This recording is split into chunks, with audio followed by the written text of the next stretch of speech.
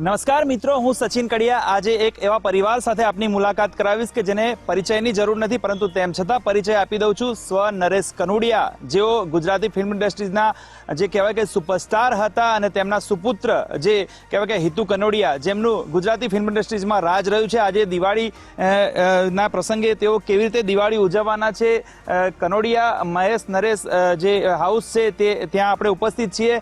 સમગ્ર હિતુ કનોડિયાનો પરિવાર છે. અને હિતુભાઈ, સૌથી પહેલા તો દિવાળીની શુભકામનાઓ શું કહેશો ગુજરાત ફર્સ્ટના દર્શકોને?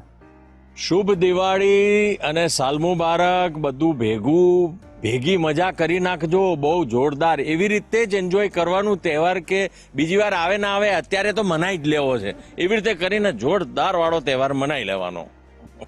ખાસ કરીને આ વખતની દિવાળી એટલા માટે સ્પેશિયલ છે કારણ કે સ્પેશિયલ 26 જે રીતે વાત કરીએ તો મંત્રીમંડળનું નવું વિસ્તરણ થયું છે. 26 જમ્બો મંત્રીમંડળનું વિસ્તરણ થયું છે. કેવી રીતે જુઓ છો, કારણ કે આપ પોતે પણ એક રાજકારણી હતા, ધારાસભ્ય હતા?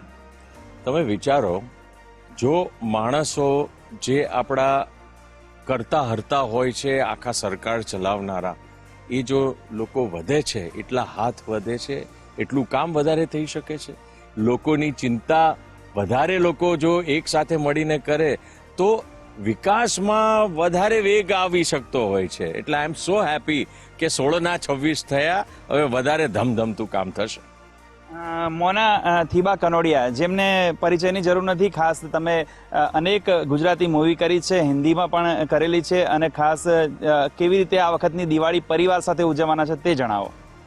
આ વખતે દર વખતની જેમ અમે લોકો પરિવાર બધા ફેમિલી ભેગા થઈને ઉજવીશું, પણ આ વખતે દિવાળીના દિવસે અમારા હિતુજી નથી ઘરે, કારણ કે શૂટિંગ કરી રહ્યા છે. અને હંમેશા અમારા જીવનમાં અમે એવું રાખ્યું છે કે કામ અને પહેલી પ્રાયોરિટી આપી છે. કામ એ સૌથી પહેલાં આવે. પરિવાર છે, તહેવારો છે, બધું જ ઇમ્પોર્ટન્ટ છે, સાથે સાથે કામ પણ એટલું જ ઇમ્પોર્ટન્ટ છે. એટલે આ વખતે દિવાળીના દિવસે, એટલે ઇનફેક્ટ આવતીકાલે જ મુંબઈ જઈ રહ્યા છે શૂટિંગ માટે, પણ કંઈ નહીં, અમે બધા આજે સાથે છીએ. પછી પાછા ન્યૂ યર્સના એટલે સાલ મુબારક ના દિવસે પણ I think you are coming back, right? તો નવા વર્ષના દિવસે પાછા આવે છે, પછી પાછા જશે. પણ કંઈ નહીં, એ સાથે છે. નહીં પણ હોય તો પણ અમને એમ ફીલ થશે કે હા, એ સાથે જ છે અને અમે લોકો સાથે દિવાળી સેલિબ્રેટ કરી રહ્યા છીએ. તો ભાઈ, ખાસ કરીને વાત કરીશું સ્ટારડમની. વાત કરવામાં આવે તો દિવાળી આવી રહી છે, વડીલોને કેમ ભૂલાય. પપ્પાની વાત કરીએ તો પપ્પાનું એવું સ્ટારડમ જબરજસ્ત હતું, એ ક્રેઝ હતો કે જ્યારે ક્યાંય પણ જાય તો લોકો ઓ કરીને એમને આવકારતા હતા, કારણ કે જોઈને જ મોઢામાંથી નીકળી જાય વાહ એમ.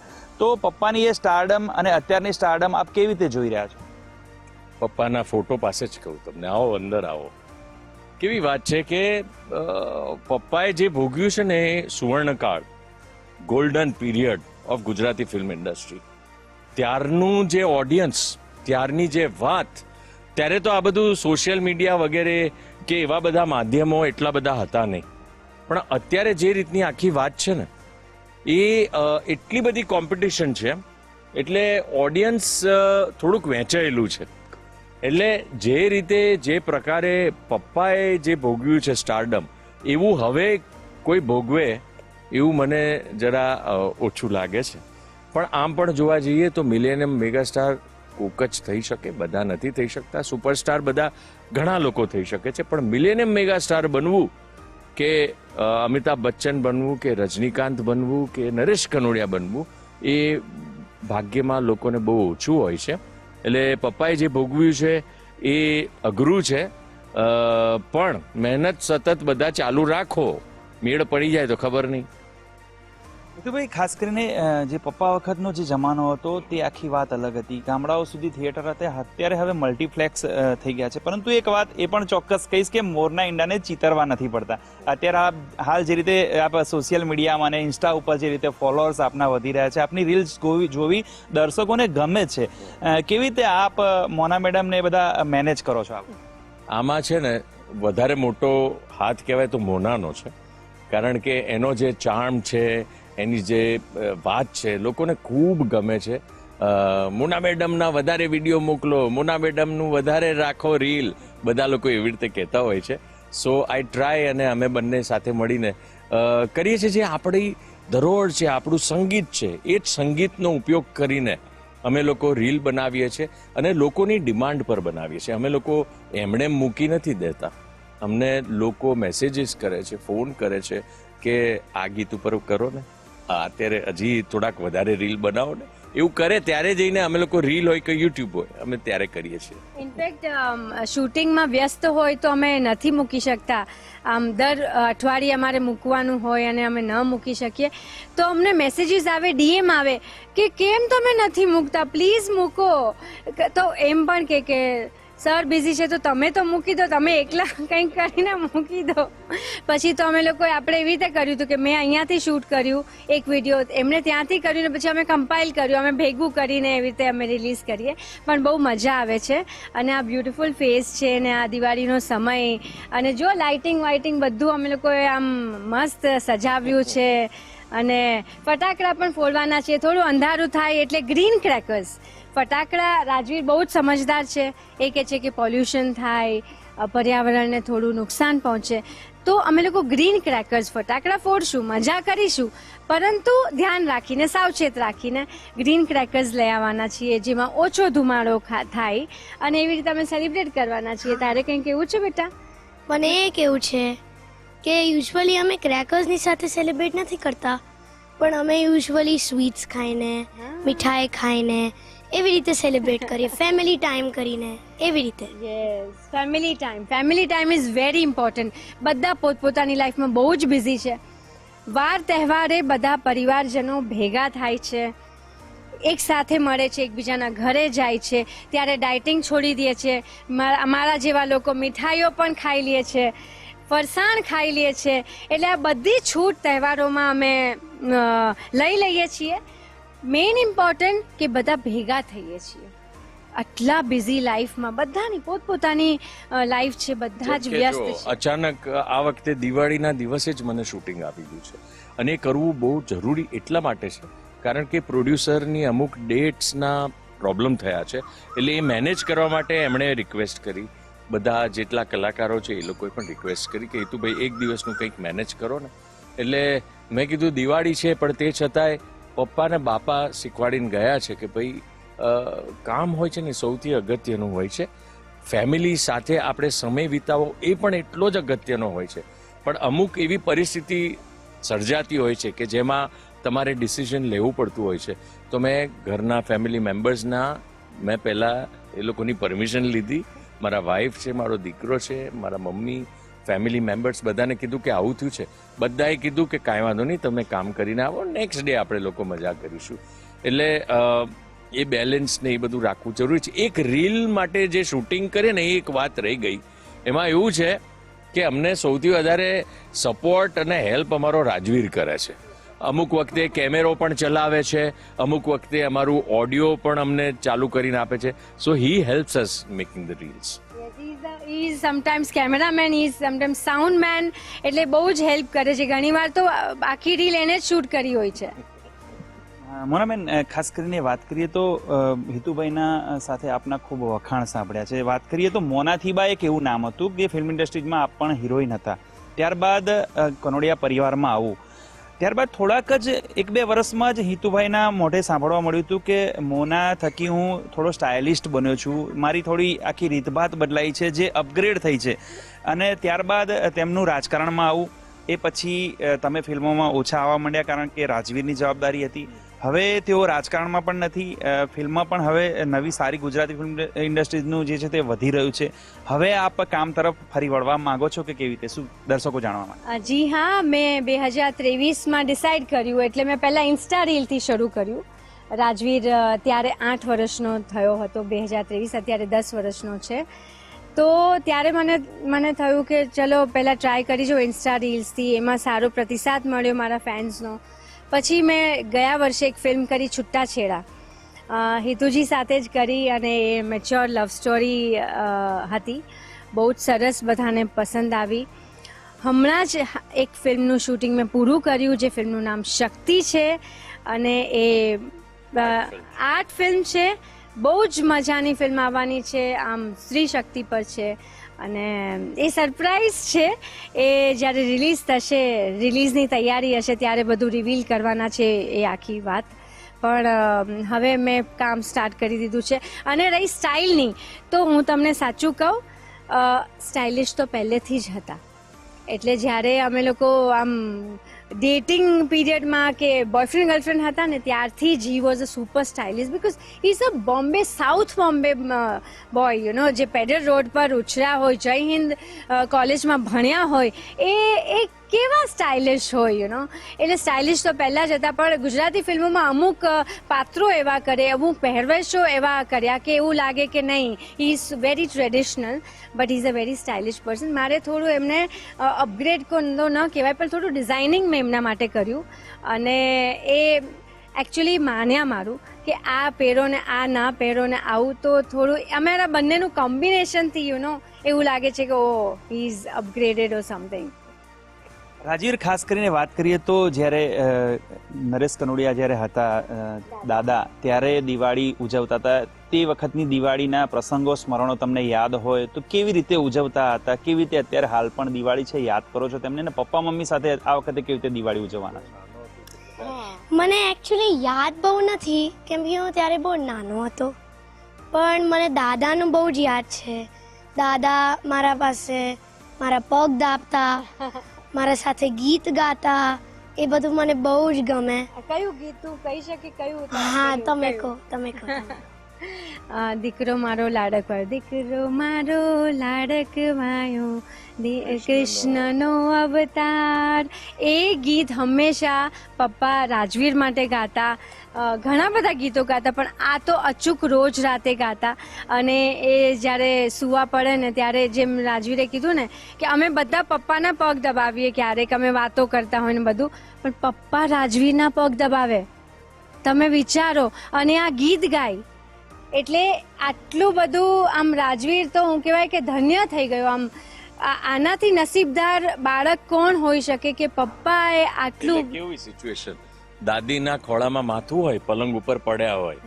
હા, દાદીના ખોળામાં માથું હોય અને પગ દાદાના પગ ઉપર હોય, અને પેટ ઉપર હોય ને દાદા પગ દાબતા હોય ને દાદી માથામાં આમ વાળમાં મસાજ, અને આ ભાઈ આમ પડ્યા હોય 4-5 વર્ષના. ખાસ કરીને વાત કરવામાં આવે, જ્યારે પપ્પા વખતનું સ્ટારડમ હતું, અગાઉ પણ આપણે વાત કરી, પરંતુ તેમની જોડેથી ના માત્ર તમે મોરના ઈંડાને ચિતરવા નથી પડતા, પરંતુ ના માત્ર તમે પણ ફિલ્મ ઇન્ડસ્ટ્રીઝમાં ઘણા લોકો તેમની પાસેથી ઘણું બધું શીખ્યા છે. કારણ કે દરેક પરિસ્થિતિમાં કેવી રીતે ઢાળવા, કેવી રીતે એક્ટિંગ કરવી, કેવી રીતે દર્શકોનો આટલો બધો પ્રેમ હોવા છતાં તેમની સાથે કેટલું ડાઉન ટુ અર્થ રહેવું, આ કેટલું એમનાથી લોકો પણ શીખ્યા છે ને કેટલું જરૂરી? જો, સૌથી પહેલા જરૂરી છે કે તમે માથા ઉપર ચઢી ના જવું જોઈએ સ્ટારડમ. તમે ગમે એટલા મોટા કલાકાર બનો, પણ તમારે જમીન સાથે જોડાયેલું રહેવું પડે. બહુ જ અગત્યનું છે. બાપા પપ્પા જે પરિસ્થિતિથી આવ્યા હતા, એ પરિસ્થિતિ પ્રમાણે એ લોકો બહુ જ હમ્બલ હતા, કારણ કે એમણે બધું જ દુઃખ જોયેલું હતું. એટલે એ હ્યુમિલિટી, જે હમ્બલનેસ એમનામાં હતું, એ ખરેખર ખૂબ વધારે પબ્લિકને સ્પર્શી ગયું. અને જે રીતે બધાને મળે, સેટ ઉપર જાય એટલે પહેલાં સ્પોટ બોય, લાઇટમેન, એ લોકો જે નાના તબક્કાના બિચારા લોકો આખી રાત દિવસ મહેનત કરતા હોય, એ લોકોને પહેલાં નમસ્કાર, કેમ છો, મહાદેવ હર પપ્પા કે, અને પછી પ્રોડ્યુસર કે ડાયરેક્ટરને મળે. એ એમની એક એ પ્રકારની એમની એક પ્રક્રિયા હતી. હંમેશા શૂટિંગમાં જાય કે પ્રોગ્રામમાં જાય ત્યારે આ રીતે જ કરતા. એટલે લોકો સાથે સંકળાયેલા રહે, લોકોની વાત સાંભળે, ખાસ કરીને ગરીબ લોકો હોય એ લોકોને પ્રોત્સાહન આપે, એ લોકોને જે પણ હેલ્પ કરી શકે પોતાના હિસાબે એ હેલ્પ કરે. એટલે આ રીતનું આખું એ જે વાત હતી ને, તમે ફેમસ થાઓ, તમારી નામના થાય, મોટા કલાકાર થાઓ, તો તમે એમ ના સમજજો કે તમે ભગવાન બની ગયા છો. તમે લોકોના લીધે જ છો જે છો. એ લોકો તમને પ્રેમ નહીં કરે તો તમે કાલે ઘરે બેસી ગયા હશો પાછા. એટલે એ યાદ રાખવું બહુ જરૂરી. અને જેટલું બને એટલું જમીન સાથે જોડાઈને રહો અને મજાથી. આ મોટા મોટા સુપરસ્ટારો શું છે, તો રજનીકાંતજીને તમે જુઓ તો એ પણ કેવા આમ એકદમ જ નોર્મલ લાગે. બચ્ચન સાહેબ દરેક વખતે દર શુક્રવારે આઈ થિંક કે સન્ડે આઈ થિંક એ જુહુ પર એમના બંગલાની બહાર લોકોને મળે છે. ઓલ ધીસ થિંગ્સ આ વસ્તુ દર્શાવે છે કે એક સુપરસ્ટારે કે મિલેનિયમ મેગાસ્ટારે કેવી રીતે રહેવું જોઈએ. ખાસ મોના મેડમ, આપ એવા પરિવારમાંથી આવો છો જ્યાં સ્વ નરેશ કનોડિયાજી, મહેશ કનોડિયાજી, હેતુભાઈ અને પોતે આપ, જે કહેવાય કે અત્યારની જનરેશન, એમના પપ્પા અને એમના એટલે 3 પેઢીનું ગુજરાતી ઇન્ડસ્ટ્રીઝમાં મનોરંજન જેમને પૂરું પાડ્યું છે, એવા પરિવારમાંથી આવો છો. કેટલું જરૂરી આજે બી એ સ્ટારડમ તમે સોશિયલ મીડિયા કે કોઈ પણ રીલ રીતે કે કોઈ પણ રીતે અત્યારે હાલ પણ જે રીતે યથાવત રાખી છે, કેટલું મહત્વનું સ્ટારડમ, જે મિતુજીએ કીધું, મહત્વનું તો છે, પણ એટલું બધું જીવનમાં એને પ્રાયોરિટી ન બનાવાય કે તમે તમારી રિયાલિટી, તમે તમારી સત્ય હકીકત ભૂલી જાઓ. એ મજાની વાત છે, એમાં મજા પણ આવે, અટેન્શન કોને ન ગમે, પણ સાથે સાથે તમે કોણ છો, શું છો, એકચ્યુઅલી સત્ય હકીકત એ છે, એ રિયાલિટી તમારે ચેક રાખવી જોઈએ, એ ભૂલવું ન જ જોઈએ. એટલે હું ઘણીવાર મસ્તીમાં કહું કે હું છે ને લગ્ન પહેલાં આમ હવામાં ઉડતી હતી, આમાં સ્ટારડમ ને આમ બધું, ને પછી આમની પત્ની બની કે હિતુ કનોડિયાની વાઇફ, નરેશ કનોડિયાની ડોટર ઇન લો, પુત્રવધુ, હા. પછી રાજવીનો જન્મ થયો અને પછી જે હવામાં ઉડતી હતી ને એ આમ લેન્ડ એટલું મસ્ત રીતે કર્યું ને, પણ સેફ લેન્ડિંગ થયું, એ બહુ સારી વાત છે. એટલે ત્યારે ખબર પડી કે રિયલ હકીકત શું છે. જ્યારે માં બની, તો માં બની એટલે એકચ્યુઅલ લાઈફ શું છે, જીવન શું છે, એ રિયલ મને ખબર પડી. ત્યાં સુધી તો હવામાં ઉડતી હતી. એટલે પેલી કહાવત છે ને કે તું માં બનીશ ને ત્યારે તને ખબર પડશે, તો એ ત્યારે મેં રિયલાઇઝ કરી. તમારી વાતો ને તમારી જે રીતે વાતો કરવાની ઢેપ છે, એકદમ ડાઉન ટુ અર્થ છે, લોકોને પણ ગમે છે. હિતુભાઈ, ખાસ કરીને આ વખતે તો દિવાળીમાં તમે અહીંયા નથી પરિવાર સાથે, નવા વર્ષે જોડાવાના છો, પરંતુ ગુજરાત ફર્સ્ટના દર્શકોને શું કહેશો ખાસ આ દિવાળીએ? કારણ કે આ દિવાળી સ્પેશિયલ છે, દર વખતની દિવાળી સ્પેશિયલ હોય છે, પરંતુ શું કહેશો દર્શકોને? પરિવાર સાથે, મિત્રો સાથે મનાવો, એવી દિવાળી મનાવો કે ભાઈ આમ જ્યારે તમે વાત કરવા બેસો ને ત્યારે એમ વાત આવવી જોઈએ કે 2025ની દિવાળી યાદ છે, ત્યારે આપણે આમ કર્યું હતું. એટલે આગળના વર્ષો જઈને તમને આ પાછલી દિવાળીઓ યાદ રહેવી જોઈએ. તમારે પાછલા તહેવારો તમે જે મનાવ્યા છે એ બધા યાદ રહેવા જોઈએ. એક વસ્તુ નાનકડી કહેવા માંગીશ, જે અમે લોકો પરંપરાગત કરીએ છીએ, જ્યારે પણ અમારું નવું વર્ષ હોય છે, બેસતું વર્ષ હોય છે, ત્યારે અમારા ઘરના જેટલા વડીલો હોય છે, જેમ કે પપ્પા, બાપા, અમારા મમ્મી, કાકી, જે પણ બધા હોય, એ અમે જેટલા પણ વડીલ હોય ને ઘરના, એ લોકોને અમે ફુલહાર કરીએ પહેલાં બેસતા વર્ષના દિવસે, એમને પગે લાગીએ અને પછી અમે લોકો બહાર નીકળીએ કે કંઈ પણ કામ કરીએ. તો સૌથી પહેલાં તમારા જે પણ વડીલો છે, દાદા દાદી, નાના નાની, પપ્પા મમ્મી, કાકા કાકી, જેટલા પણ પરિવારજનો છે એ બધાને જો બની શકે તો સૌથી મોટા જે વડા હોય એ લોકોને ફુલાર કરો, પગે લાગો, અને પછી બાકી બધા વડીલોને પગે લાગીને એમાં ફાયદો એ થશે, એને 50 રૂપિયા મળશે એ ખરા. એટલે એ રીતે કરો અને પછી બહાર નીકળો, મજા કરો. આ આશીર્વાદ મેળવવા દર વર્ષે આ દિવસે ખાસ કરીને આ આશીર્વાદ લઈ લો, તમે લોકો તમારું જીવન સફળ થશે. હિતુભાઈ, ખાસ કરીને જેમ રાજવીરે વાત કરી કે દાદા વખતે તો હું ઘણો નાનો હતો, હું આપને કહીશ કે જ્યારે આપ નાના હતા ત્યારે દિવાળીનો કોઈ એવો અદ્ભુત સ્મરણ કે જે તમને હજી હાલ પણ તમારા મનસ્પટલ ઉપર હોય અને જે વાગોળવું યાદ કરવું ગમતું હોય? એ જ કહેવા માંગુ છું, દિવાળીઓ એવી મનાવો કે વર્ષોના વર્ષ યાદ રહે. અમે લોકો જ્યારે મુંબઈ જ રહેતા હતા, પણ જેવા રજા હોલિડેઝ સ્કૂલમાં આવે ને તહેવારો આવે એટલે સીધા ભાગીને અમદાવાદ આવીએ. અમદાવાદમાં પણ અમારું એક આખું શાહપુર વિસ્તારમાં બંગલો હતો, એ ત્યાં પછી આખું કુટુંબ ભેગું થાય, 150-200 માણસ. ફટાકડા લાવ્યા હોય, બાપા પપ્પા મમ્મીને એ લોકોએ લાવીને બધાને ભાગ આપ્યા હોય ફટાકડાના, બધા પોતપોતે ફોડીએ, થાકી જઈએ, પછી ઢોલી આવે ને શહેનાઈવાળો આવે અને પછી અમે લોકો જે ચાલુ કરીએ એટલે દિવાળીમાં નવરાત્રી કરી નાખીએ. હા, બધા જ લોકો, આખું કુટુંબ, આમ આજુબાજુની સોસાયટી વાળા બધા આવીને ભેગા થઈ જાય જોવા માટે કે આ લોકોની તો બહુ કંઈક અલગ જ હોય છે દિવાળી. બસ આ જે યાદ છે ને, આ સખત છે. એમાં જે અમે લોકો નાચતા, ગાતા, ધમાલ કરતા, અમેઝિંગ દિવાળી. મહેબેન, ખાસ કરીને જે રીતે તમે આ પરિવારમાં આવ્યા લગ્ન કર્યા પછી, જે રીતે આ આખું અત્યારે હાલ પણ પરિવાર આખો કલાકાર છે, રાજવીર ભવિષ્યમાં શું બનવા માંગે છે, તે હિતુભાઈ અને મોના મેડમ કેવી રીતે જોવે છે રાજવીર? જો રાજવીને જે બનવું હોય એને પૂરી છૂટ છે, પણ એઝ પેરેન્ટ્સ હું અને હિતુ એને માર્ગદર્શન આપી રહ્યા છીએ કે એજ્યુકેશન પર ધ્યાન આપવું જોઈએ, કંઈક મોટી ડિગ્રી મેળવવી જોઈએ, અને પછી એને જે કરવું હોય, સપોઝ આ લાઈનમાં આવવું હોય તો પણ છૂટ છે, પણ અત્યારે એઝ ઓફ નાવ અમે ફૂલ કોન્સન્ટ્રેશન એજ્યુકેશન પર કરી રહ્યા છીએ. અને હું એકચ્યુઅલી કહું તો મને ન્યુરોસર્જન બનવું છે. તારા પપ્પા નહીં આવડે છે કઈ એવું બધું તને ન્યુરોસર્જન? અચ્છા, ડૉક્ટરમાં પણ એ આમ પ્રિસાઇઝ છે કે મને ન્યુરોસર્જન બનવું છે, એટલે એડ્યુકેટેડ. જો અમારા ફેમિલીમાં મારા પપ્પા નથી ભણેલા. મહેશ બાપા 3 ચોપડી ભણ્યા હતા, તોય મહેશ બાપાને doctorate from Gujarat, north Gujarat university હેમચંદ્રાચાર્યમાંથી ડોક્ટરેટ મળ્યું હતું, એ એમના સંગીતના કાર્યના લીધે. એટલે ભણતર એ ખૂબ અગત્યનું છે. મારા પપ્પા હંમેશા કહેતા કે બેટા હું થોડુંક ભણેલો હોત ને તો યાર ખરેખર હું બહુ વધારે આગળ. મેં કીધું પપ્પા આનાથી વધારે કેટલા આગળ વધવું હતું તમને, આટલું બધું તમે તો ફોરેન કન્ટ્રીઝ પણ ફર્યા છો, અને પપ્પા તો ઇંગ્લિશ પણ બોલતા હતા. ઇમિગ્રેશન હોય, આ હોય તે હોય, use to speak in English, એટલું બધું. પણ એ શું છે, ભણ્યા નહોતા પણ ગણ્યા બહુ હતા. એ એમણે પ્રેક્ટિકલ લાઈફ ખૂબ સુંદર રીતે જોઈ હતી ને જીવી હતી. એટલે એ અગત્યનું છે, બંને વસ્તુ, ભણતર અને ગણતર. શું કહેશો દિવાળી પ્રસંગે ગુજરાત ફર્સ્ટના દર્શકોને આપ ત્રણેય જણ શું મેસેજ આપવા માંગો છો?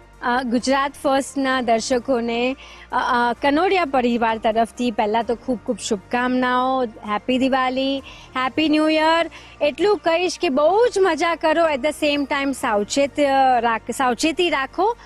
ફટાકડા ફોડવા સમયે બહુ જ ધ્યાન રાખો, સ્પેશિયલી નાના બાળકોનું, કારણ કે ઘણી વાર આપણે મસ્તીમાં હોશ ખોઈ બેસીએ છીએ. એટલે મજા કરો પણ ધ્યાન રાખીને. પૈસાનો ધુમાડો ના કરી નાખતા ભાઈ, થોડાક બચાઈને રાખજો. પૈસા બહુ અગત્યની વાત છે, એને વાપરો, સમજદારીથી વાપરજો. ભગવાન ઈશ્વર માતાજી કરે ખૂબ બધાને ધન પ્રાપ્તિ થાય, ખૂબ લાભ મળે, આગળનું વર્ષ ખૂબ જ શુભ રીતે તમે લોકો જીવી શકો એવી પ્રાર્થના પ્રભુને કનોડિયા પરિવાર તરફથી. હેપી દિવાળી ને સાલ મુબારક. મને એ કેવું છે કે તમે ફટાકડા ફોડી શકો, પણ બહુ ફટાકડા નહીં ફોડતા, કેમ કે તમે બહુ ફટાકડા ફોડશો તો ધરતીને નુકસાન થશે. એટલે સાવચેતી કરીને તમે દિવાળીને મોજ કરો. તો આ તો હિતુ કનોડિયા પરિવાર, જેમને દર્શકોને દિવાળીની ખૂબ શુભકામનાઓ પાઠવી છે. ખૂબ એન્જોય કરો, ખૂબ મજા કરો, અને સર્વેને નૂતન વર્ષા અભિનંદન પાઠવ્યા છે. અને આ પરિવાર આજે પણ દરેકના દિલોમાં રાજ કરે છે. કેમેરા પર્સન યોગેશ ઠક્કર સાથે સચિન કડિયા, ગુજરાત ફર્સ્ટ, ગાંધીનગર.